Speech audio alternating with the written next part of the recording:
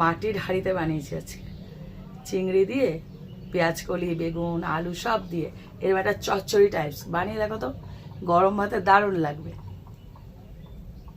পেঁয়াজ কলি আর চিংড়িতে একটা দারুণ রেসিপি নিয়ে এসেছি, শর্টকাট কিন্তু দারুণ স্বাদে। চলো শুরু। এরকম একটা মাটির হাঁড়ি নিয়ে নিয়েছি, তার মধ্যে দেখো লম্বা লম্বা করে কাটা বেগুন, তারপরে আলু, মানে আলু ভাজার মতন আলু, আর হলো পেঁয়াজ কলি একসাথে আমি কেটে রেখেছি।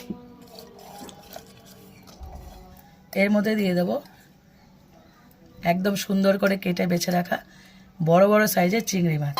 এবার একে একে সমস্ত উপকরণগুলো দিয়ে দেবো। প্রথমে দিয়ে দিচ্ছি রসুন বাটা বেশ কিছুটা, ধনে পাতা, পেঁয়াজ কুচি, টমেটো কুচি, জিরা, কাঁচা লঙ্কা, লবণ স্বাদ অনুযায়ী, হলুদ গুঁড়ো, লঙ্কার গুঁড়ো যে যেরকম খাও সে অনুযায়ী দেবে, ভাজা জিরের গুঁড়ো দিয়েছি, ওপর থেকে সর্ষের তেল। এবার ভালো করে এটা হাত দিয়ে মেখে নিতে হবে।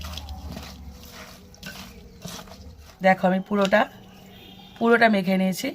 এবার দিয়ে দিচ্ছি জল, খুব বেশি না, একদম হাফ কাপ মতো জল দিলেই হয়ে যাবে। এইবার হাঁড়িটাকে বসিয়ে দেবো উনুনে, আর একটা ঢাকনা দিয়ে দেবো, তাহলে একটু তাড়াতাড়ি হবে।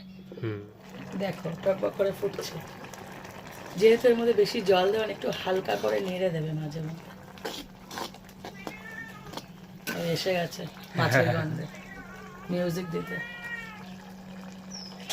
অবস্থা দেখো।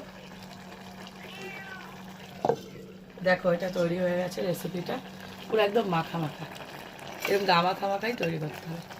আর খেয়াল করবে যে পেঁয়াজ কলিটা যেন একদম সেদ্ধ হয়ে যায়। হ্যাঁ সেদ্ধ হয়ে গেছে, আর চিংড়ি মাছগুলো একদম দেখো গুটি একদম গোল হয়ে গেছে। রেসিপিটা শেষ হয়ে গেল।